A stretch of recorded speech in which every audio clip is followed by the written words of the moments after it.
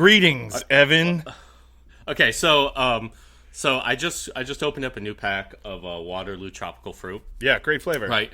Yeah, it is. But so I just opened the pack and I look, and the first seltzer, the very first one that's right there, is clearly not carbonated. Like, sometimes you buy a pack of seltzer. Yeah, and there's a little give to the can. Yeah. Yeah. And I'm like, oh man, that sucks. I'm like, all right, but actually that might be better for podcasting. So I'll drink this one. So I crack it open. I sit down at my desk. I take a sip. And brother, this does not taste right. Is there a spider in it? It's probably full of spiders, dude. It's probably full of spiders. But the thing about I just usually assume there must have been spider got into the can. Yeah.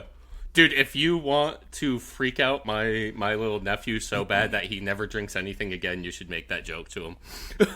I've never met your nephew, and I think that'd be a crazy way to start. Yeah, to be like, hey man, there's a spider in your drink. Yeah. You can't see it, but it's in there. Yeah, he would not like that. He's not a spider guy? No, dude, he's like, literally my brother-in-law has to be like, listen, there's no spiders over there. If you want to play with your monster truck, you have to go get it. And he's like, no, Daddy, can you get it for me? There's spiders. He goes, I'm going to come over there and I'll look, but there's no spiders. He's just at an age where he's just like worried that everything's covered in spiders. Everything's spiders, dude. Spiders all the way down. It's spiders. You remember that phase when all of a sudden you were deathly afraid of spiders? Everything's coming up spiders. He probably saw like a fucked up spider outside. And it's just like, yeah. Because every so often you stumble into a spider that's like the size of $50, and you're just like, what the fuck? We don't live. Oh, there was one on my porch for a while.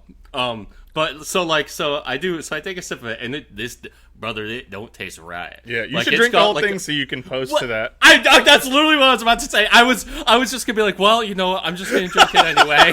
and then literally as I was about to take another sip, I was like, no, I'm going to end up on iwaspoisoned.com. Nothing makes Evan happier than sending me.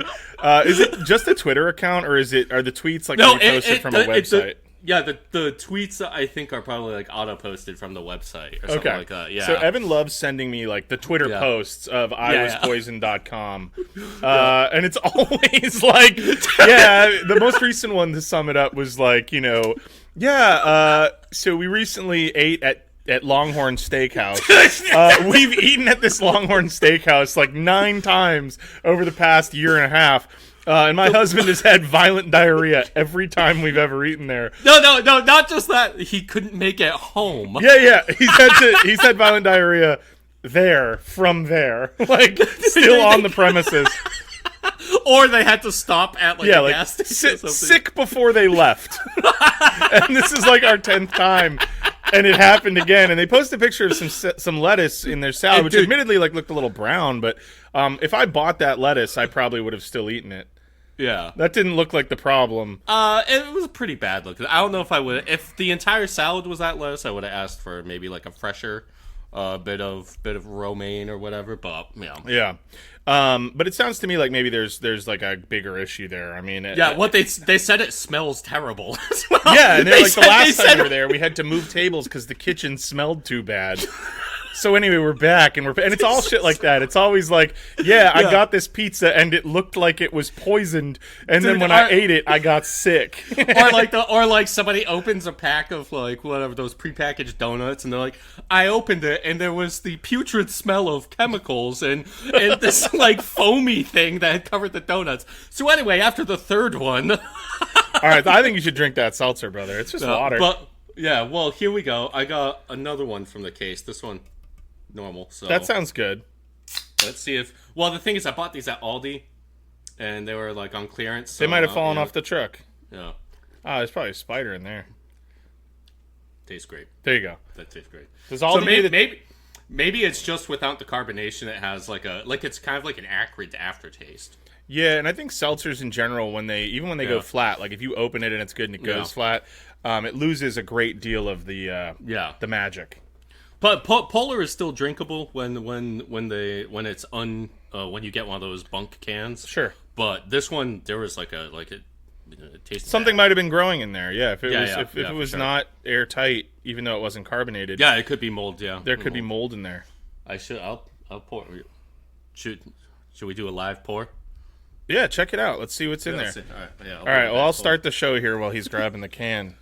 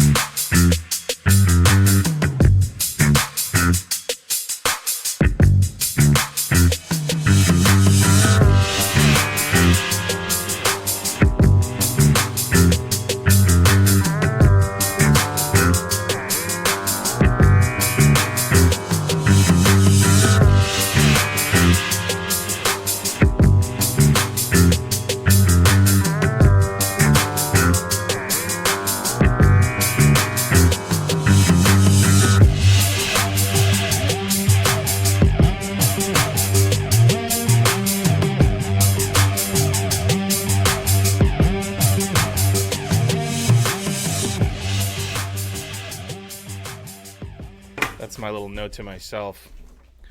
Man, I think you should drink it, though, between you and me, folks. I think that, I think Evan should do it. This is water. I mean, what could it be? This is the sort of content you guys signed up for, though. Yeah, he's got it. Okay, he's back. Headset on. Yep, what's up? All right. All right, it doesn't smell bad, okay? Yeah, that's probably all right. This is going to be underwhelming, I think. Yeah, no, looks normal. Down the hatch. Take a sip. Take a sip. Actually, it smells worse once you decant. No, take a sip. You don't have to drink already the whole taken thing. No, but I didn't see it, so I don't know if you took a sip. The people want to know. Just take one sip. Something tastes wrong? Oh God! What does it taste like? Dude, it tastes like scuzz. What does that mean? Like if you drank like old, like if you took a sip of the water at the National Mall, like the pool in the National Mall. I imagine that's what That's had nothing but pennies in it for like pennies and like kids' ducks feet. shit and yeah, ducks shit in there. Yeah. All right, well, don't dump it out. God, I think if you feel up for another sip, I think that would be good at any point in the show. It's like a little callback, a little recurring bit. Yeah. If you can finish it by the end of the episode. Like yeah, you Dude, we're gonna get Evan the next episode's gonna be me coming on like, sorry, the show's over. Evan got nematodes and he fucking died. Evan got the worst case of Evan hookworm. got river blindness. Dude, Evan got giardia and he didn't make it, unfortunately. He died of the puppy's disease. Oh God. Because they drink out of puddles and stuff and they get giardia. Yeah, they do dumb things. Yeah, man. Yeah. Yeah, dude, I bet you there's something living in you now. Oh man, dude, I can still taste that. I need like That's the taste of the eggs. yeah. Oh.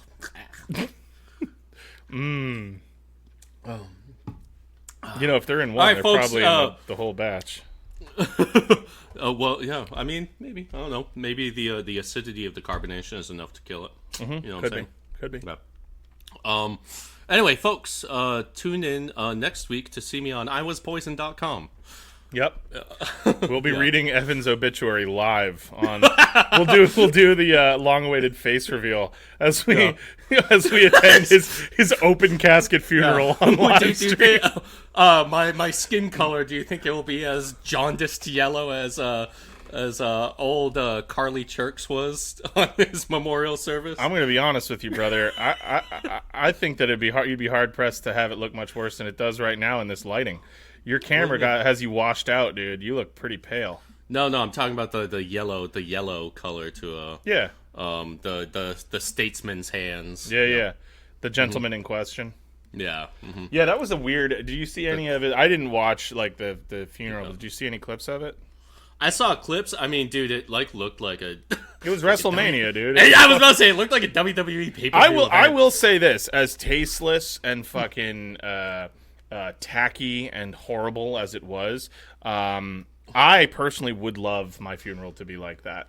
Yeah. You know what I mean? If there's not pyro at my funeral, I'm Yeah. gonna wonder if anybody even cared. Yeah.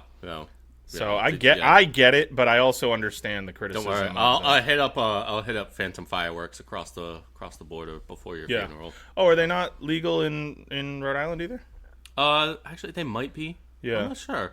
I mean, I just remember, like, usually we would go to New Hampshire when I lived in Massachusetts, so I'm not really sure what Rhode Island is. I would guess no. Rhode Island feels like a no. Yeah. Northern New England is like big yes territory. Yeah, Southern New England Rhode feels Island generally follows the lead of Massachusetts. Connecticut, on Mass, things, Rhode Island, those feel like no states. Let's Maine, take a look at that, folks. New Hampshire, Vermont, those feel like yes states. Because I feel like how different is a gun from fireworks? And like, you know, at that point, like all the states where the guns are good, I feel like illegal. That's what. Yeah, that sounds about right. What about Connecticut? Legal in Connecticut. No. Okay. Nope. Yeah. All right. So, and we know Mass. So that's as expected. We know New Hampshire. They're good. Yeah. What about Maine? Okay, Maine. Yeah, let's do it. Fireworks in Maine. I want to see if I'm 6 for 6. Yeah. What do you think it is in Maine? Maine, I think, is legal.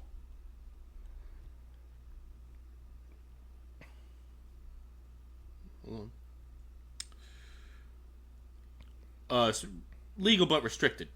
I think that counts. And then Okay. Vermont, I'm going to say legal as well. Despite Vermont being the quote-unquote most liberal of the northern states. But I'm wrong. Illegal. Interesting. Illegal, yeah. Because Vermont I'm has surprised pretty, too, because Vermont is kind of like the left libertarian state. Yeah. New Vermont's Hampshire, got the very- right libertarian, yeah. Vermont's got a weird mix of like of policies because they're pretty lax on guns. But I mean, New Hampshire is like an open carry state. Yeah. I don't know if Vermont is. Yeah, I know. But I mean, like, generally speaking, like, if you live in Vermont, you should probably have a gun. Like, there's going to be like, Yeah. bears and shit. Oh, Like, dude, yeah. If I lived in any of the rural parts Yeah. of northern New England, I would own a gun. Yeah, You you know, kidding me? the main reason yeah. I don't is because I live in like a tightly packed community. Yeah, I live in an urban center. Yeah. Yeah. But yeah, no, if I lived in the hills in Vermont where I have Yeah. to like literally like my closest neighbor is like 4 miles away. Yeah, then man. it's- And I'd be more worried about animals, truthfully. Like, Well, yeah, that's being what I'm out saying, and yeah, about, like- because you know you got dogs, you got whatever, and Yeah. you know if there's bears sniffing around, if there's a Yeah, if fucking you got your moose, garage open, you go out there and there's just a fucking bear in there. pack of coyotes going after Yeah. your Shih Tzu, you got to Yeah. have like a scatter gun or something. Yeah, something, yeah. Anyway, so what's up, everybody? Welcome to Left Unread. what's up? You know who we are. So last episode we recorded shortly after the Yeah. murder of Charlie Kirk. That story has obviously developed a little bit. They've been pretty quiet about it since they realized that it wasn't like maybe as useful. Yeah, I will say both you and I, we gotta do a bit of a mea culpa here. We both said that like this would probably be like a storyline that didn't last much longer than a week. Woo! Big swing and a miss there. Yeah, no, it's kept it going. And honestly, hindsight, I guess 2020. But yeah, I think we should have probably seen that this was going to become a huge thing for the right wing culture war advance. You know. Yeah, it's. But I will say it at least the part about they haven't been talking about the shooter himself all that much. Yeah, And I think Well, it's obvious why that's the case. Yeah, well, so that's the thing too. So when we recorded, it was literally like I think like an hour before they had like and released, we like, talked a some little bit details. about we said that like that maybe like it seemed like they might be a groiper. That may not be true, but maybe it's directionally true. Yep.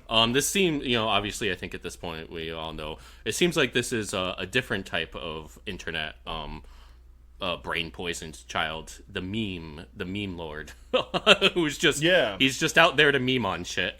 and that's basically politically like kind of like nothing. You know Right. what I mean? Even though his mom kind of threw him to the wolves by saying, "Well, in the last year he's been turning more left wing." I from everything that I've seen from this kid, doesn't seem like he's that political at all. Like he's obviously into guns, and there's the conflicting reports. I like even like the stuff about his roommate / lover, who's maybe transgender, maybe in the beginning of transitioning. It's unclear.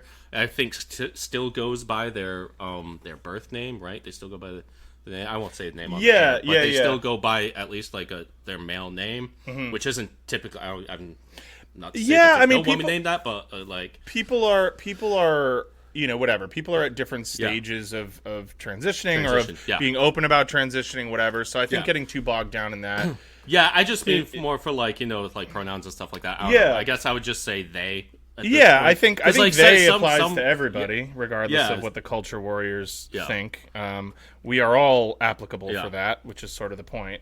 I would say when but it's unclear. Like because I think there was also stuff that came out that said that Tyler was like bisexual and like obviously was like bisexual or maybe like pansexual, something like that, and that he was like not comfortable showing that around his parents, but like maybe started to, and then with his roommates, like kind of unclear if his roommate is like, again, like I said, like at what stage of transitioning, if at all, into a woman. So, but that they were in some kind of relationship, yet people still keep calling them roommates. The whole thing is really murky. Yeah, it's confusing, and it's gotten to the point now where like it's hard for me to give too much credence to any narrative that I hear about it, because it's already been so co-opted by and I mean, I better be careful because this is what got famed late night comedian Jimmy Kimmel canceled, but the whole thing has been co-opted and politicized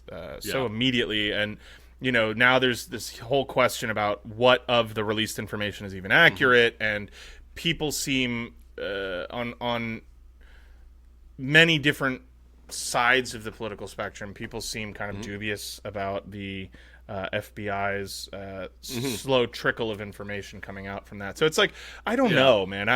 And even the text that they released, like on the one, like I don't know what to make of those. Like, I can certainly, like, are they real? Are they fake? I don't know. Like, that's what I'm saying. Like, funny. They seem this weird. whole thing is literally, they seem weird. Like the way that he's. But talking. Some people are weird. And now, and certainly... to be clear, getting on a rooftop and shooting Charlie Kirk is fucking weird. Is a weird thing. So that's what I keep coming back to. And so we're going to tie this together, obviously, in a few minutes with another more current event. But the thing that keeps getting me about this is, like, on the one hand, like, when I read those texts, do I see where everyone's coming from with, like, this feels calling odd. it a squad car. Saying and the lingo he used. That being said, they're doing sweeps. They already swept the area. Everything he's saying, but like we all know dudes that are like super into fucking Call of Duty or like Helldivers or these like weird like cop simulation games or the other games that he's into, which are gay furry porn games. Sure. But my point is, like, which it's also, not like, no offense to any of our listeners, but that's also pretty fucking weird playing those games. I mean, I think it's harmless. I don't really care about it. Oh yeah, it's harmless, but like, I mean, I don't understand. Would you tell your parents that you play that? Then it might be a little weird. Yeah, I guess so. Yeah. Yeah, man. I mean, I always tell my parents when I play the Try Not to Come challenge. Yeah, and you lose every time. Well, yeah. It's one of those, you win by losing type scenarios. Yeah, right, yeah. It's like Dark Souls. Losing is part of the experience. Yeah, exactly. So anyway, I think that it's, on the one hand, like I said, like, it's easy for me to see the skepticism. Yeah. And that all feels right. And I think that people like you and me have a tendency, the older we get and the more kind of jaded and cynical we get to things like this, and the more you learn about the way the government operates and the profusion of clandestine assassination attempts, botched military coups, and all this stuff. None of it is like outside the realm of possibility. If anything, this would be like a pretty mundane example of the sort of things that like the FBI and the CIA are known to have or the other one, which we kind of touched on in the first episode, like the Mossad or Israel. Which one thing I will say is I think Israel wants people to think it was them. That's the only explanation I can think of for the fact that they can't stop saying, "Hey guys, just so you know, it wasn't us." Yeah, like, you know what I mean? If, like, immediately they're all just like, "Hey, we didn't do this." That's actually my take on that. Is that it wasn't them probably. And but they want people to think it. Yeah. Like with any kind of extremist or terrorist group, like the propensity, like, okay, remember when Al Qaeda was really big and around? They were taking credit for attacks they didn't do all the time. Yeah, because it's like, well, fuck yeah, if you think it's us, that just like adds to the whole mystique. Like, sure, it was us. I'm Spartacus. Adds to the lore. That's a very classic. Not only does it add to the mystique and the lore, but it obfuscates, people that are trying to solve this stuff. And that's also that destabilization, I think, for a group like Mossad is certainly, or the CIA for that matter, that type of cultural destabilization is like sort of one of their leading. And it could also, like, if you're another right-wing commentator in this country, like, you think, like, wait, was it them? Like, you might think twice about, like, not towing the line. Yeah. And, like, there was also apparently a report that came out that, like, Israel straight up offered Charlie Kirk like $150 million to like come back to their side like weeks before. Yeah, because we talked about that on the last episode, that he had drifted from them in recent days. And there are reports that he had confided in folks that he was concerned, scared, that he would be because killed. they straight up offered him $150 million. Yeah. Yo,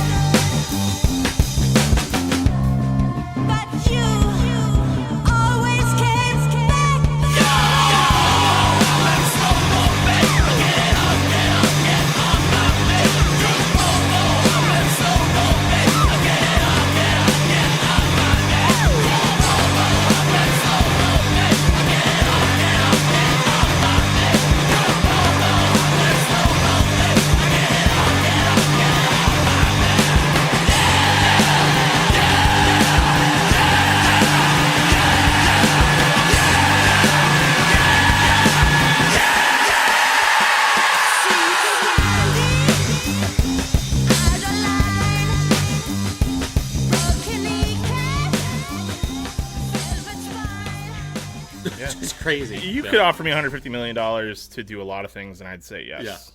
Yeah, for real. Maybe not ape for them, but I don't know, man. 150 mil? it would be tough. 150 mil would be life changing, brother. I know, but yeah. You could afford to break another leg on 150 mil, dude. Ugh. I could afford it. We could fucking fuck it. We could be taking up mountain climbing. We could be risking it all for the biscuit, dude. We could be getting into fucking all kinds of hijinks. Dude, yeah. I gotta tell you, since you've had those two injuries, I think about that shit all the time. Yeah. And I'm like, God damn, dude, there but for the grace of God go I. I gotta like watch how I'm stepping, like it's be careful crazy. in the mosh pits, yeah. Yeah, dude, I don't want to fucking go in the mosh pit. That shit's scary as fuck. That's why when I was at a Show Me the Body show in Providence, and the first band was like a beatdown band, and everybody starts crowd killing. This was like, I was still like a little bit more wobbly on my balance. I literally just looked at that. I was like, I'm taking 20 steps back. Yeah, standing by the dude, we're old guys. Like, I think about that shit all the time. I used to fuck people up in a mosh pit for 2 hours in a row, and now I'm just like, all right, well, these are very large 20-year-olds. I can't hang with them. That guy's all whipped up on PBR. Let's fucking. He's been blacked out for an hour. Let's get out of here. There's one specific guy, and we were both at the show. There's one specific guy that I think of when I think of mosh pits. He was at a show in Boston at the Paradise, and he was maybe my height, maybe a little shorter, stocky, early 20s, long, beautiful blonde hair, and a big septum ring. Do you know who I'm talking about? And we were at like a small show, and I just remember looking at that kid and be like, it's his now. Like, I'm not, I don't go in there anymore, man. That dude spooked me the fuck out. I was like, all right, that guy's scary as shit. Because I'm a big dude. Like, at the very least, my saving grace, even though I'm not like some tough guy, is that I'm usually large enough that I'm not getting, but nowadays it's like, God damn, dude, if I see anybody who's like above 6 feet and like got like a big build, I'm just like, that guy's gonna fuck me up, dude. I gotta get out of there. Well, dude, what was really funny is at the show I'm talking about, there was one point where this girl, she must have been like, she looked like she was 19, 20 years old, about 5 feet tall. Yeah. She like gets like crowd killed, hits the deck right in front of my buddy, the tall Russian one. Mm-hmm. And he like immediately leans down to help her up, and I shit you not, she jump kicks him in the face and crowd kills him like right from the ground. He's like going to help her up, and she like pushes off from her hands, kicks him in the face, and this like glasses go flying back. And he just goes, whoa. Yeah. And I saw that, I was like, oh no, I ain't getting fucked up by like a 5 foot tall, like 90-pound girl right now. No. I'm getting to the door. I saw that. I was like, nope. Yeah, crazy. So anyway, let's reel it back because so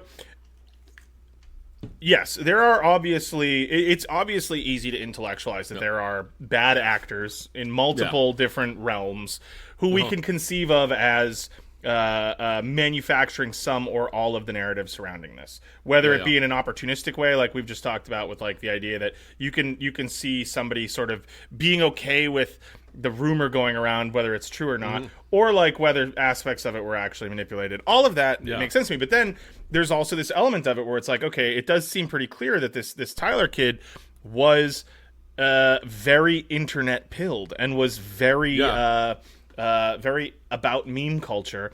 And that's a common thread with the next event that we will discuss. I do want to quickly do a detour to talk about Jimmy Kimmel before we tie these two things together. We're, of course, I mean, not to like build up too much suspense, we're going to talk a little bit about the Dallas ICE facility shooting and kind of connect the two dots there, because there is a pretty major through line that Evan and I have been discussing off air and in like group chats for the last day or so. But and all behind this with the puppet strings is Alex Jones now sporting a fucking Hitler stash. Dude. Yeah. Have you not seen this? I just saw a picture, but like it was. I was scrolling quick. I was scrolling quickly, and I saw that, and I just assumed it was a Photoshop. And then one of my friends, who's like super clued into politics too, he just texted. We've been texting nonstop the last few weeks, and he just texted me. He goes, "Man, so Alex Jones, huh? Just doing the Hitler stash now?" And I was like, "Wait, that's real?" Yeah, no. So it says he tweeted this 7 hours ago. Yeah. I am officially joining. 7 hours ago. I'm officially joining the Democratic Party as of today. In celebration of their wonderful work, I have now adopted a hairstyle that matches their policies. First of all, he's looking shredded. Oh, yeah, he's Ozempified. Yeah, he's looking Ozempified. And he is just rocking the full-on stash. This is crazy. Oh, and he's driving around with it. I thought he just shaved that for the photo. And no, he kept it. That's the thing. That's the thing about doing something like that. It's like, remember when you were a kid and you were like in the shower and you were like, oh, I'll get myself a little mohawk, haha, and then it washes out. The thing is, you wash out the little mohawk. Yeah. You're doing a fun bit. Oh, look at me, I shampooed a little mohawk. Yeah. And then you go back, and then you're normal. You got your mushroom cut. Yeah. Alex Jones kept the mustache, put a hat on. I'm just doing it. Hopped behind the wheel of his car and went to fucking Dick's Sporting Goods or wherever. And I don't know why that's where I assumed he would go, but he's got to get a frisbee. Yeah, I figured he was. Nah, I figured he would be going to buy some brisket or something. Yeah, dude. Yeah. He's going to some Kmart. Brisket and some Jack Daniels. He's going to Kmart to stock up on fucking Hebrew National hot dogs, dude. Which admittedly they're good. Yeah, they are. Yeah. They're good, dude. Yeah. But anyway.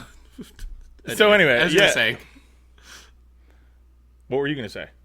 I said, as you were saying. Oh, as I was saying. Oh, yeah. So anyway, just to kind of tie up that thought, I know it's kind of meandering, whatever, but I am also, so with that, and then now with this Dallas shooting, it's like I look at this person, and there is a little voice in my head that's like, what if this kid is like just like so cooked? What if his brain is just so fried that he's the one creating this like bizarre manipulated narrative, whether it's intentionally or whether it's just a result of like being so steeped in like irony based humor and lore that the idea of creating this sort of like media kerfuffle is like part of it for him. You know what I mean? Yeah. And then the whole thing becomes a fucking huge mess, and you're just like, okay, fuck. What if that's the actual, and that's what they want us? And it's like you just go cross-eyed. It's like Foucault's pendulum, just like willing into existence, like an insane, like creating like a real copy of a fake original. You know what I mean? Like,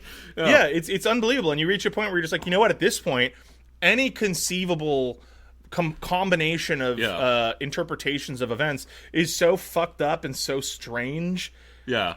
That at the end of the day, it's like, do the specifics really matter? Yeah. Either way, it's all indicative of us. It's all the spectacle. Yeah, it's the spectacle. By the way, folks, we may have more to say in a very soon episode. But, I mean, it's just like, this is like the fucking year of the spectacle.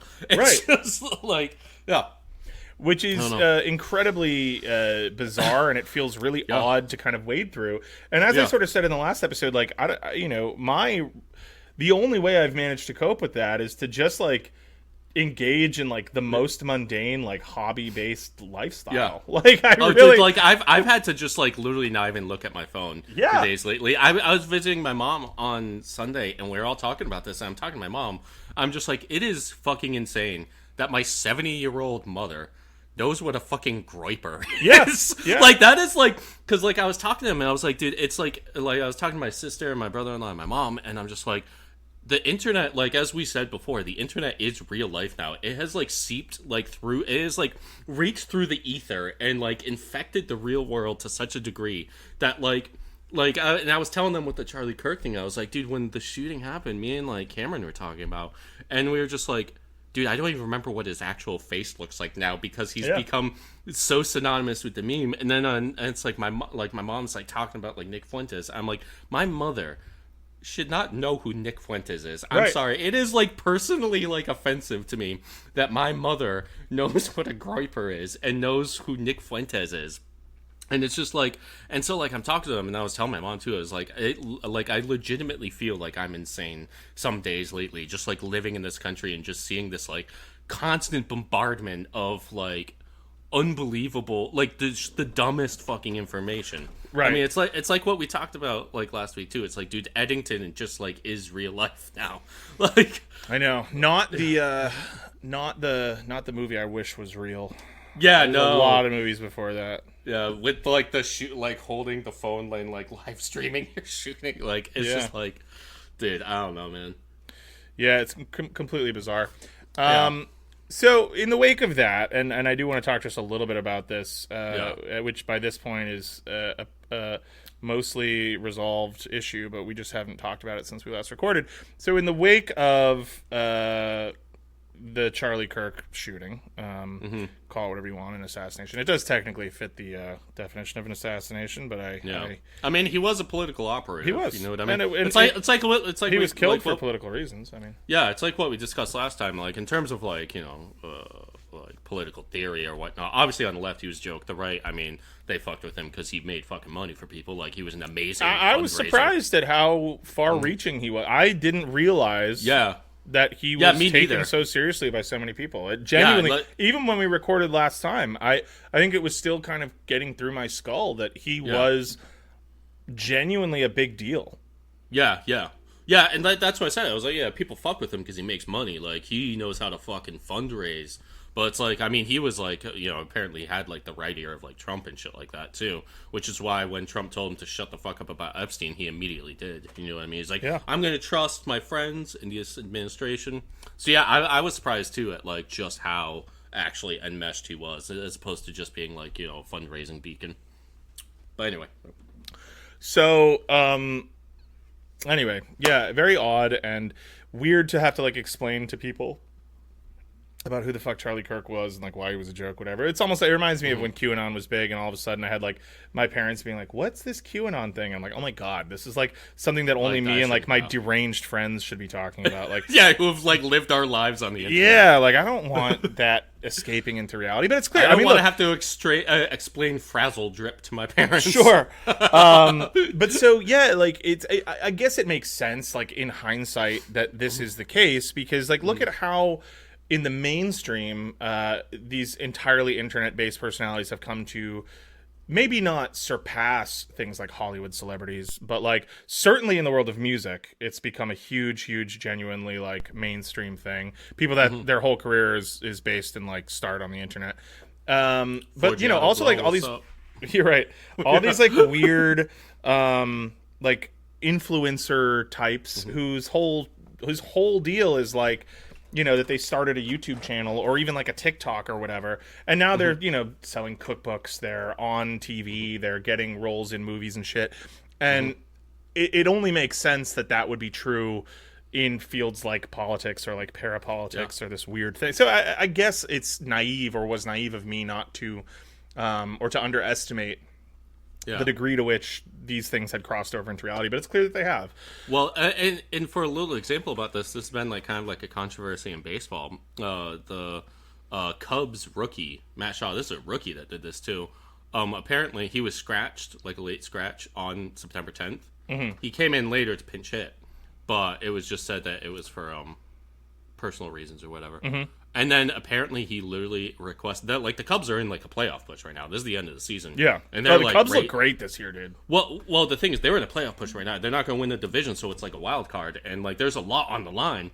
And literally, he asked to be given the day off on Sunday, so that he could attend Charlie Kirk's memorial. Yeah, and like so, this is like a bit of a controversy. They're Yeah. like, dude, what the fuck? We're like in a playoff push right now, and you're taking the day off to go to the memorial of your favorite YouTuber.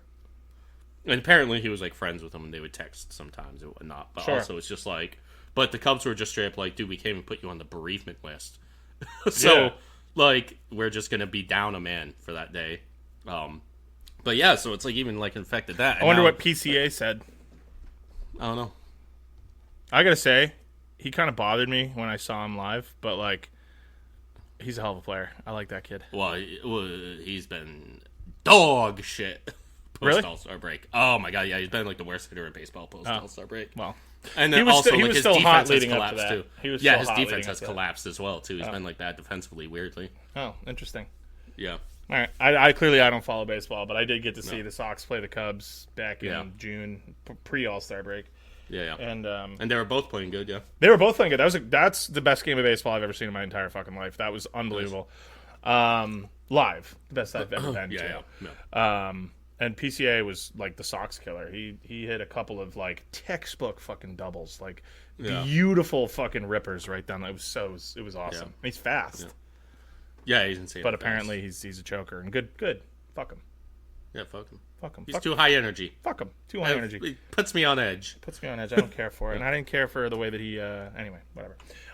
So to reel it back again. So in the wake of Charlie Kirk's murder, there were a lot of high profile and lower profile examples of people having mixed reactions. And something that we had already started to talk about last time was I think my take on this, and you let me know if you feel this way, was that like at the very least, like anybody who was telling you that you shouldn't have a complicated reaction to something like this, you have to question their motives, right? Whether that's a media source being like, this is the right way to react to somebody getting shot in the neck, or like someone you know being like, you should only be laughing at this, or like, you should never consider laughing at this. Like, both are kind of odd takes to me, and it's like, dude, I think that it's perfectly reasonable to be like, man. It's fucked up. I watched the close-up video like 20 fucking brutal. times, as I'm doing it, I'm laughing, but I'm just like, I'm doing like permanent brain damage to myself.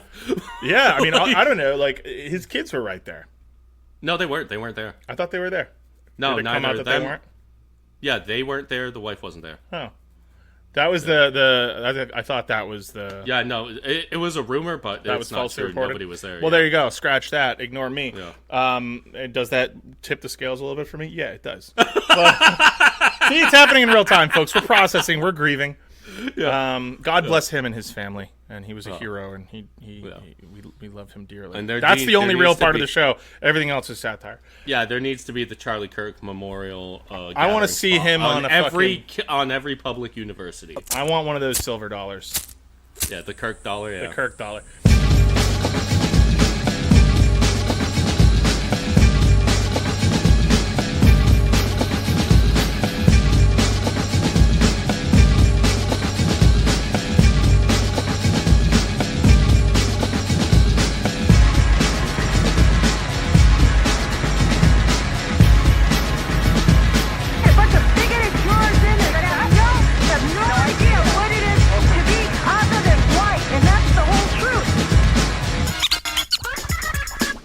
To the hate the gates made, new definition and scope of the term police state. Pinochet cool American style, ricochet hit another innocent child. Crowd of marchers stacked up against a weak police line, calling for backup. Turn our anger into love, or do we defend ourselves when push comes to shove? One last word to the cops, the end of the club, that's where the buck stops. You can turn in your badge, uniform, and gun, and get with the people looking ready to get done. Diplomatic channels have been exhausted, people sick and tired of paying the cost. We all say we want the violence to cease, but no justice, motherfucker, and no peace.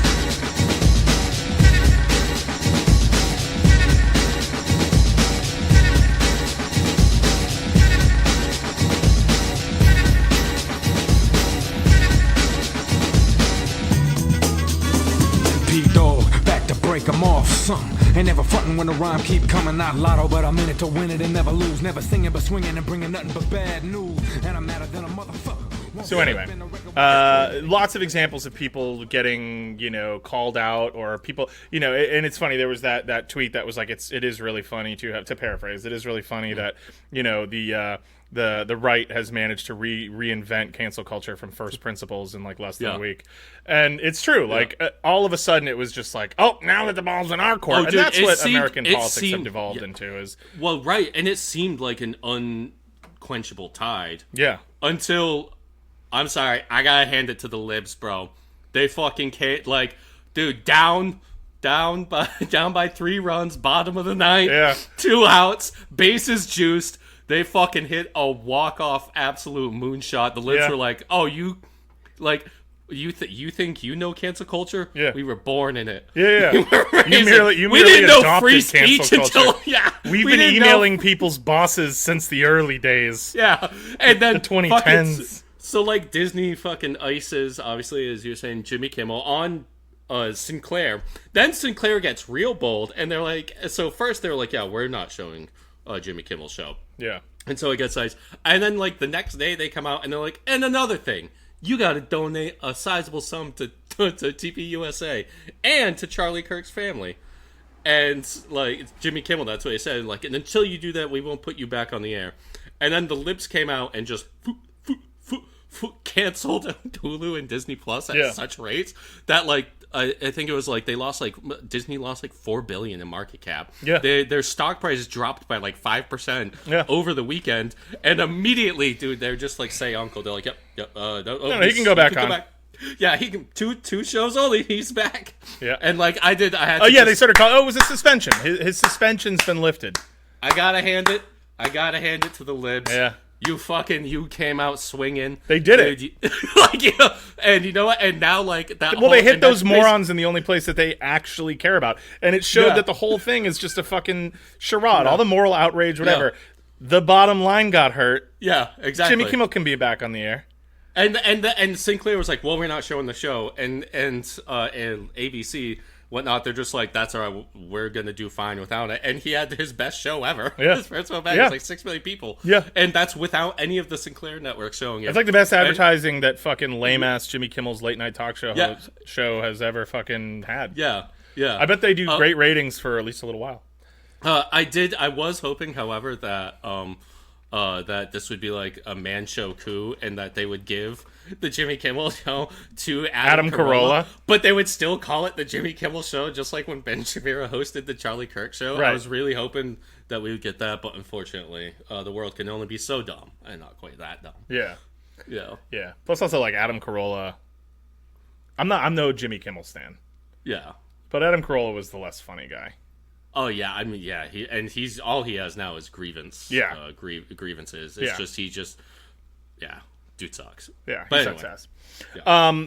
So whatever. It's proven to be interesting, and that was like the it was interesting to see how the Charlie Kirk story was so eclipsed or transformed into the Jimmy Kimmel story. And next thing we know, it's like, and lots of people said the same thing, and it's like the idea that like we have to be sitting here defending Jimmy Kimmel, who it's not a guy that I fucking give a shit about at all. As like, I would love it if I never had to hear from him again. I don't care. It means nothing to me. Yeah. Except, it's like, come on. We're not doing like full on like state censorship yet, are we? Like, are we there? And obviously we're not. Like, but we dipped our toes in pretty good there for a second. And then you had people like Chris Hayes come out, and he's like, "This is the biggest attack on free speech in the history of this country." And it's like, dude, Mahmoud Khalil, his like deportation for being pro-Israel just got upheld today. By a judge. Yeah. Like that day. Yeah. And we're going down the hill, brother. We just hit the brakes a little bit. And like that's what I'm saying. And like there's people who've like lost their jobs, their livelihoods, who've gotten deported for just saying Israel is committing a genocide and we shouldn't support it. Right. So it's like maybe pump the brakes on your lib posturing there. That is the big problem with like the American neoliberal mindset is like they will be pacified and mollified by this win for too long. and the momentum. Oh, they will be won. lost. They won. Yeah, they stopped. Fascism stopped right there. Yep, that's it. Yeah. We've managed to save the republic, and it's like, okay, was that an impressive use of rallying of the troops? Yeah. Let's fucking. You still don't control any part of the no, government. and like then at the same time, Kamala Harris gets on, is like, I'd like to take this opportunity to say that I think Donald Trump's a communist, and it's like, yeah, all it's right, like, guys, it's come like, on. Yeah, like come on, dude, and now they're just like, yeah, we need to maybe strongly consider making fucking pro-life stances a part of the Democratic agenda. It's like, okay, yeah, just not, yeah, and now she's like on her little book tour and everything. Dude, we're gonna like play that. the fucking center line even harder now. We're gonna push even more towards the political center. We're gonna play the losing. We're gonna just get battered on both sides even worse. Dude. Yeah, it's like, we're just gonna keep doing the losing play again and again until one of these times it's bound to work, and then we can say, see, the strategy works. Failed 10 times in a row, but it succeeded once, right?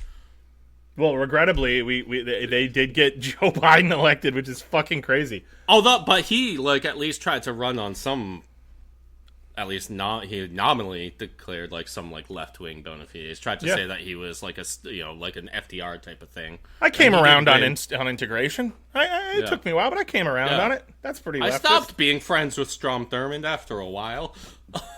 Yeah, not it was publicly. the 90s, but or whatever. I don't even know. But anyway, it doesn't matter. But yeah, so that happened. Victory, right? We won. Kash Patel. I mean, I do just want to say, dude, Kash Patel saying, "We have the watch. We'll see you in Valhalla." See you in Valhalla, brother. It's like, what watch? You're a YouTuber. Yeah. Like, what were you watching? Yeah. What, the Night's Watch? Are you trying to do it a Game of Thrones thing? And also, not for nothing, and I'm not saying this in my viewpoint, but Charlie Kirk was a Christian. Kash Patel, my brother, you are an Indian. If either you got to Valhalla... Is Kash Patel not Christian? Well, he's an Indian. If either of them ended up in Valhalla, some Viking would just, split their heads open with an axe immediately. Yeah, it's... Christians and darker-skinned people... not too popular with the Vikings in general. I don't think the Vikings disliked dark-skinned people. Really? Yeah, I don't think so. I think that's I think actually the answer to that is that we don't have a lot of evidence to support. Yeah, I suppose so. A view on that. I know that they were happy to trade with and be employed by Mediterranean peoples and whatnot. Yeah. Yeah. And so I don't know. I'm sure there was. I'm sure the Vikings wouldn't be too chill if they saw Kash Patel and Charlie Kirk around. No, yeah. Well, they would have thought they were soft, girly men for sure. Yeah. But I do just want to push back against, I hate how much not you specifically, but I hate how much the Vikings have been co-opted by right-wing edgelords, and this has been happening since the time of the Nazis and stuff, and they took all that imagery and and that's also why my Germanic tribes series is on indefinite hiatus at the moment, because it's I realize it's you know what, this reads too wrong because these fucking dorks. You can reclaim it though. I know, and I will. You can reclaim it. I will. Anyway, so now's not the time, but I will. But now we had just what was it yesterday? The kid who shot up an ICE detention facility, killed 2 migrants, injured another one, and then killed himself. Right, and then I don't even remember what his name is. I don't give a shit. Fuck this kid. But then they said today that there was the kid who shot up the ICE detention centers. Yeah. What was his name? I have it right here. Yep. Somewhere. Something John. Or yeah. John. Joshua John or Joshua Yon. I think it's John. Yeah. Yeah. Yeah. So the big thing with that is that immediately Kash Patel is tweeting that they found a 5-round stripper clip, a fucking a World War II fucking. Conveniently, it was one of the bullets. It wasn't the first bullet that would be fired from it, even though it doesn't look like any of them were fired. But one of them on it just says "anti-ice," that famous. Yeah, written in ballpoint pen. Yeah, that famous leftist slogan. Yeah. And then I know it was Ken Klippenstein was able to get in contact with his friends and confirm that they were his friends, and posted an article on it. And the second I saw that this kid had 7,000 hours nearly on the video game Rust on Steam, which by the way, that is close to all of the hours in a year. Like, Yeah. we're talking, like, 4/5, maybe even, like, 5/6 of the year. Mm-hmm. Once I saw that, I was like, oh, yeah. Yeah, I feel like if you hit, like, 200 hours in that game, I feel like that should immediately, like... Put you on a watch list? It should immediately flag you for, like, mandatory counseling. Sure. Like, dude, for those that don't know, Rust is, like, a post-apocalyptic, like, online survival game. It's, like, brutal, like, super It's famous difficult. for the player base being, like, one of the most toxic in dude, online gaming. I watched I watched a video once of, like, 2, like, new players, like, who joined the server, and, like, they both immediately got kidnapped and brought to, like, a fighting pit. Yeah. And, like, thrown into it with, like, each were given, like, a spear. And the other people in the game just said, fight. Dude, it's, And the winner got to, like, join their clan. Like, it's insane. like, dude, I played that game for, like, 5 hours before I was like, no, this is psycho shit, man. Like, Yeah. So, all I'm saying is I can 100% believe that somebody who plays 7,000 hours of Rust is down to kill some folks. Right. Yeah, and just in general, like, so he also apparently, so Ken Klippenstein got into, is it Klippenstein or Klippenstein? I think it's Klippenstein. Ken Klippenstein got in touch with a bunch of his, like, friends or former friends who all remained anonymous, but who were all willing to basically say, like, look, like, none of us are really actively friends with him anymore because he's so obsessed with, like, 4chan coded, you know, shock irony humor that he would just say and do things to get a reaction regardless of what it was. And it got to the point where, like, he was such an edgelord, and that's the word that they keep saying in the article. Yeah. He was such an edgelord that it's just, like, impossible to be close to him. And they all were basically like, he didn't believe in anything. He was like a nihilist whose only belief was that he hated all politicians and was like a weird, cynical libertarian, and just like Kind of libertarian, yeah. yeah, Not like even, libertarian leaning, and just like if he did this, it would have been as a joke, and he would have just written whatever he could to be like You inflammatory. know who in the this moment. reminded me of? The guy that we used to hang out with. You not so much, but Oh. when you start, yeah, I won't say his name, but like that dude who Went like, a little nuts. like, yeah, little, yeah. Okay, but that's who we're talking about. yeah. Had a job that involved driving. And would take insane amounts of research chemicals. While Yeah. doing it. Yeah. Tried to lure me in the woods to kill me. Yes, that one. Every time you talk about that, though, you sound like Varg Vikernes. Yeah, well, you know, actually, it's not murder because, you know, turns out that he was planning to kill me. And, you know, yes, of course, I went to his house prepared for combat. And when he opened the door and realized I was there to kill him, he tried to kill me. And so I think of it as preemptive self-defense. Yeah, Pretty good Varg Vikernes, for those of you who don't The know. difference being, instead of me killing him, I just went and blocked him and just stopped talking to him ever again. He abandoned us both in the woods on substances. Stuff. Yeah. And Evan and I bonded that night, but it was also like the first in many, like me being like, yeah, the more time I spend with this Evan guy, I'm starting to think he's the weird one. Like I thought maybe I was a weird one, but this guy knows some odd people, dude. Yeah, dude. There's something about that part of the state. Well, yeah, it was. But that was also the last time I saw him. Yeah. Until ran into him outside a bar like 6 months later, and I just told him to get the fuck out of there. Yeah. He like tried to shake my hand. I just looked at him. I was like, "The fuck are you doing here? Nobody wants you here. Get the fuck out." Yeah. And he was just like, looks. He goes, "Okay," and just walks away. Anyway, reminded me of that dude. Yeah, he was a weirdo.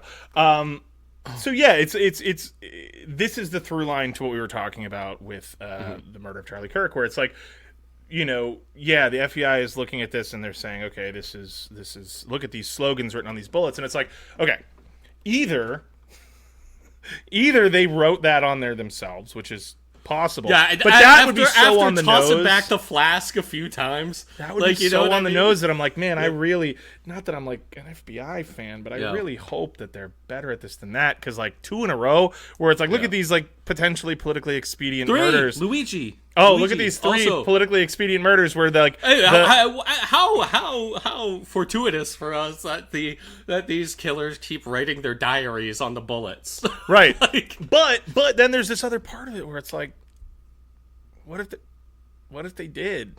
yeah. And like, especially with these 2 guys, maybe less Luigi, but what if with these 2 guys, it's like, what if they're just so fucking cooked? What if their brains are just Cash so and- yeah, Cash so Patel and Dan liquid, Bongini sloshing around in there that they're just yeah. like, that they're just like, this'll stir him up. I want to kill that guy, and let's just make it as chaotic as possible. Anti-ice. Like, what if it really was just like a big dumb joke? And the kid who did it. Yeah, that's the I mean, well, yeah, with the Tyler Robinson one, I mean, it was fantastic. These are guys who liked the Joaquin Notice Phoenix his bulge. Joker. Ooh, what's this? I mean, the fact, like, that shit still melts my brain. That and the Helldivers stratagem that he wrote on The Helldivers stratagem is... Yeah. I regret to say that's the first online game I've enjoyed in a long time. I do like Helldivers. Yeah. No. Oh yeah, when it comes to Helldivers, I am a full fascist. Yeah. In the mythos of Helldivers, it's managed democracy all the way. Yeah. No fucking filthy bugs or clankers are gonna spread their filth into my galaxy. Nope. But anyway, weird times, folks. Yeah, there was also in the Ken Klippenstein article, I listened to like half of it before I had to turn it off. The guy like did stand up and just like it's not good. Bombed. It's not. I mean, good. they're almost anti-jokes, except like they're not clever in any way. So it's just like unintentional anti-jokes. It's an incredibly hard listen. Yeah. Yeah. There's one where he's just talking about the fact that about reality TV, and that he's like, I think everybody should watch MTV. And you're like, what's the joke? Yeah. There's also the one where he's talking about Tinder, the app Tinder, you know about this, where you swipe on people. Obviously, it's called Tinder because, you're starting a flame. And, like, his joke was like, people keep talking about Tinder or whatnot. And he's like, talking about Tinder. He's like, yeah, and I'm, like, he made the joke. The punchline was about starting a fire. And I heard that. I was like, yeah, moron. That's why they call the app that. Yeah. Yeah. That's the pun in the name of the app. You can't, like... You know who thought of that also is the guy who fucking called it Tinder. Yeah. Yeah, the founder, yeah. Hinge, it's almost like you're opening a new door. Yeah. And so, like, I heard Bumble, that, I don't understand. Maybe like a queen bee thing? I don't know. More bees in the hive. Queen bee. I don't know. Get stung. Yeah, I don't know. I don't know. But everybody's buzzing about Bumble. Okay, Cupid is just on the nose. It's like, okay, Cupid, let's find me some love. Yeah, eHarmony, obviously. Some harmony online. eHarmony, yeah. Like that's what I'm saying. Like that's there's email. There's emote. There's eHarmony. Yeah. Easy. Farmers only.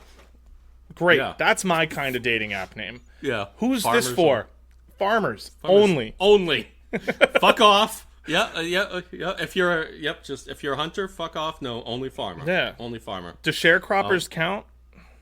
I don't know. I feel like that's too. No. Yeah, what about migrant agricultural workers? It feels a little. I don't think no migrants. Feels a little exclusionist to me. Yeah. Exactly. Yeah. Ranchers, definitely no ranchers. Got to be a farmer. Yeah, no, ranchers are not farmers. Yeah, exactly. Yeah. I mean, at that point, if you're gonna let ranchers in, you got to let step herders in, and then what the fuck? That's just Tinder. Yeah, exactly. Yeah. That's just rural Tinder. Yeah. But anyway, like that was basically his joke was just like, Tinder, it's starting a fire or something like that, and like nobody is saying anything while he's just bombing. Yeah, on stage. actual crickets. Like the best part is he said that this was his second time doing it. Where it was like, oh, he's just like a little humiliation piggy. It makes me wonder what the first time was like that he had the confidence to do it again. Yeah, he's a humiliation piggy. Yeah. I'm gonna do stand up and I'm gonna proudly release the footage. Yeah. In memoriam. Yeah. I don't know. It's been a couple weeks of pretty outrageous violence, punctuated by really bizarre societal responses to the violence. Yeah. It is all being incredibly heavily politicized, which is depressing, and it shouldn't be provocative to say that because it is. I mean, that funeral was WrestleMania, and I will say they do the fireworks well with TPUSA. I'll say that. About them. Man. Yeah, they got the stage fireworks thing down pat. Yep, it's got a very like Righteous Gemstones type of feel to it. And so that's just where we're at. That's where we're living, and we're we're gonna keep it moving. We're gonna keep it cruising. Evan and I are good. Everything's fine over here. Yeah. So don't worry Feeling about us. very normal and sane. Feeling cool, feeling good. Have more than enough money. Have enough food. Happy with my weight. Like it's just all coming together. I do not do the Kubrick stare when I look at the total for my groceries. Yeah. When I go to my market basket, I just go, that is an equitable amount. Yeah. Snap peas should be $5. Yeah. Yeah. Oh, this I'm in the 12 items or less lane, and I'm being rung up for $70. Perfect. Excellent. Yep. Well, you expect one flat, stinky seltzer in a pack. It's just, it's what you get. It's the cost you pay. Yeah, exactly. With that being said, you want to know something? We don't have enough money. Evan and I, believe it or not, despite working hard, we live in an expensive place, and we need your help to make it through. Because we were talking about it the other day. Neither of us is sure that we're going to survive the winter. Yeah. Yeah. And I mean the show. I've been fattening up my cat just for when the time comes. For the slaughter. When those haunches are gonna be feeding me for a couple days. Dude. Imagine you eat Sancho, dude. Dude, I'm just roasting him over like a steel drum in the middle of my apartment. I come over and I'm like, dude, it smells amazing in here. You got barbecue sauce all over your face. Yeah, it's I'm roast cat. Oh, what'd you have? And you were like, barbecue. I look over, there's a tail hanging out of the fucking trash. Dude. You can see a cat skull just like charred at the bottom of the steel drum. I saved some tail soup for you. I do declare that was a tasty cat. Delicious chicken I had.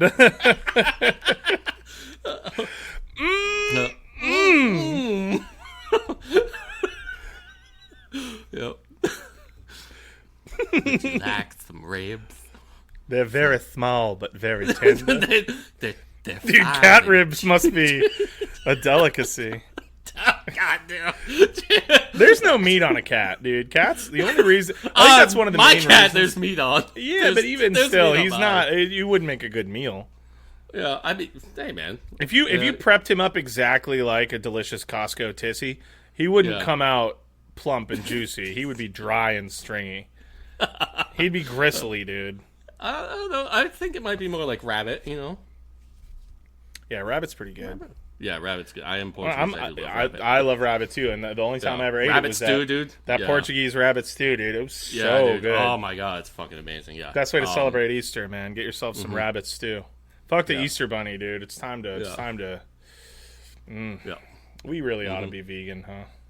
Yeah, we should. It's gone on long enough. I'm just like looking at Sancho right now, and just like I'm just seeing him as like a, just like a plate of ribs. As like what he is. As what he is. Your rightfully owned livestock to do with what you will. I have fattened him up, and now I will suckle upon his morsels. It's time for you to pay dividends on all the costs of care, my friend. Yeah. Father will eat good. Those $85 bags of cat food that I have to buy because of your little condition. What's his condition? Pay off now. He's a male cat. They have there's like a high percentage of male cats have a problem where if their urine isn't the right pH, it like crystallizes in the blood. So, I really wonder what they're eating in the wild. That I don't know. I guess maybe by the time they don't eat that long. Them, they don't live that long. I meant they don't. Yeah, live that long. I imagine they just live long enough to tomcat up a few of the lady felines and then die. Yeah, I think most wild animals are just like riddled with parasites and fucking problems, and they just tough it out. Yeah. Yeah, long enough to bust a few, and then yeah. I haven't seen the neighborhood cat I really like, Mr. Man, in like a year. He was cool. He was always eating birds and shit. Is that just what you called him? Yeah, I call him Mr. Man. He had like a man face, so I called him Mr. Man. And he would be chill, like you could go up to him and whatnot. He wouldn't let you pet him, but you could go up to him. And like, man, I caught him eating some fucking birds a few times. He would just be chilling in my parking lot, like where I park, and he was just like chowing down on some pigeons. That's hysterical. That reminds me, I got to tell you about a joke I made the other day. And if there's one kind of story that's the best, it's when you're telling after the fact a joke that you told. But I was proud of this. All right, let's hear. All right. So, as you guys know, I work in food service, so people have allergies. It is what it is. And one of my coworkers came up to me and he was like, "Man, this fucking lady at this table tells me she has a seafood allergy." Okay, great. Time comes to order dinner, and she says, "I'll have the tuna." The tuna. And he says to her, "Well, you told me you had a seafood allergy." Oh. And she looks at him with the confidence that only a suburban white lady can and says, "Tuna's not seafood. You can trust me. I'm a marine biologist." Okay, fair enough. You can eat whatever you want. So, tuna's on the way, and he's all frustrated. He's like, "Fuck this. This is crazy. Like, if she gets sick, I could get in trouble, yada, yada, yada." All true. It's the world we live in. He then proceeds to tell me, and get this, her appetizer, she ordered the foie gras terrine. And when it was brought out to her, she said, "This isn't a terrine." And he said, "Oh, bummer." And I looked at him without missing a beat, and I said, "So what is she now? A terrine biologist?" And he didn't even laugh. And you didn't even just laugh. But I gotta tell you, I don't care what anybody says. That was a hysterical joke, especially if you take into account the fact that not 2 seconds of time went by before I thought of it and executed it perfectly. Stuck the landing. So I felt like Simone Biles at the Olympics, and I just did some amazing thing, and everybody said, "You know what? I wish I'd gotten tickets for monster trucks." Yeah. So wait, how'd the tuna go though? She was fine, dude. Here's the thing. You want to know something? And I'm not going to marginalize any group of people or whatever, but Did she mean shellfish allergy? I don't know. Who knows? A lot of people that say they have allergies have preferences. Yes. Yeah, there's still. And they don't understand that, places that take that seriously, it's a huge pain in the ass if you're like, "Yeah, I'm allergic to cilantro."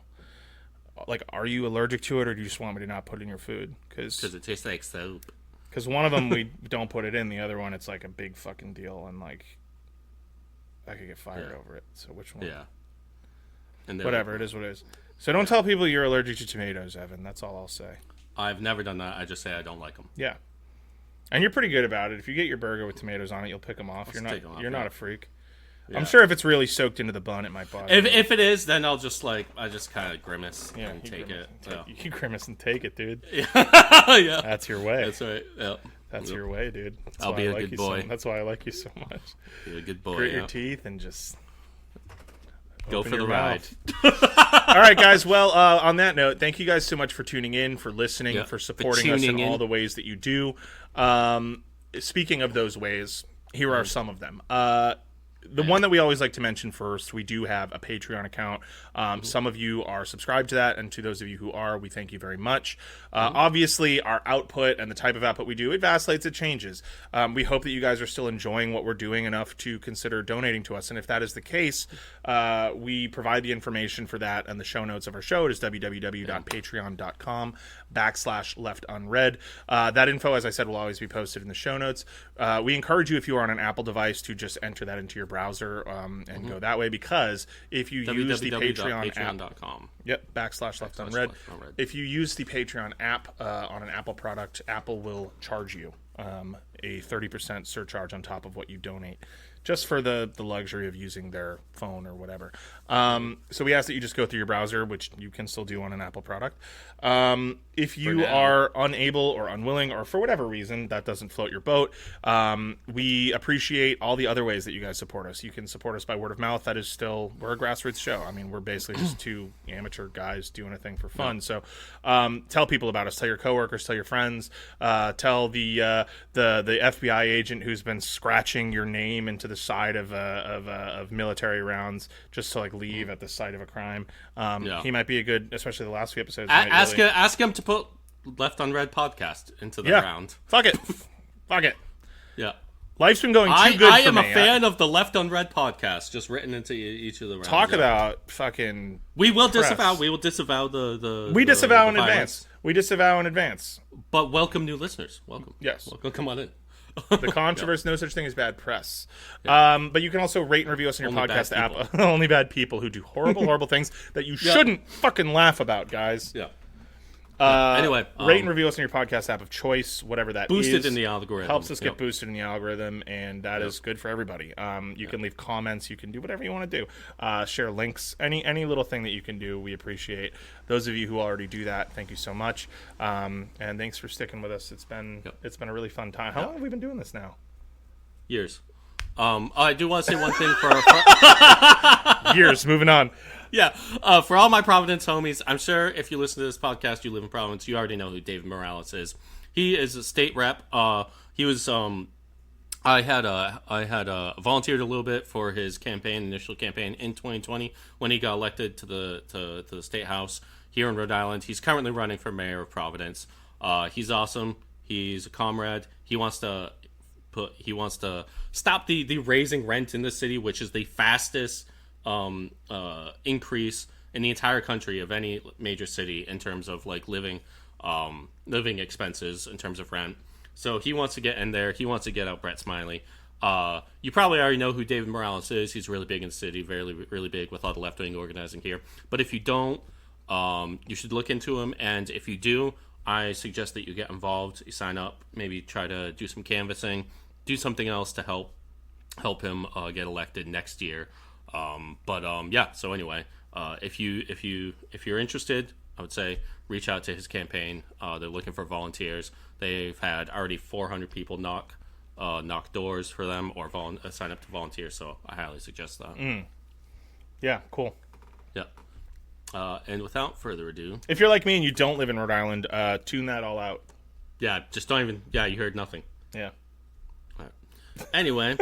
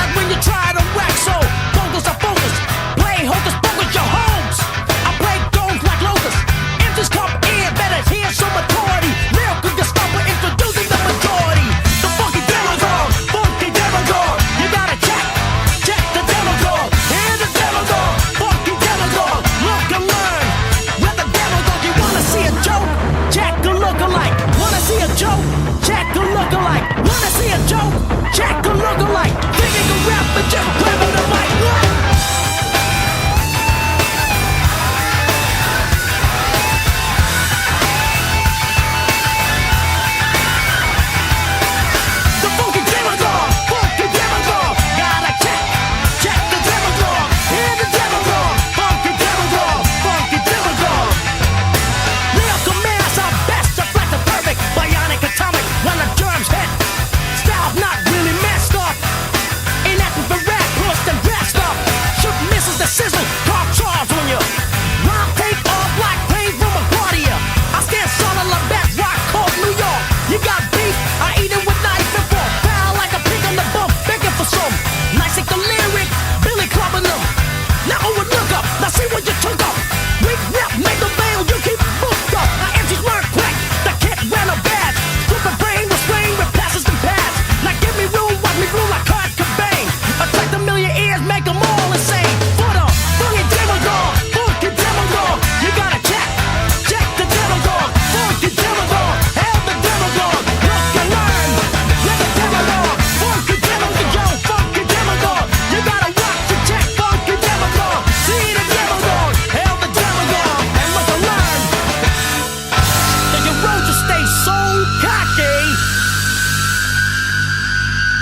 I got a spray can. Spray them drugs.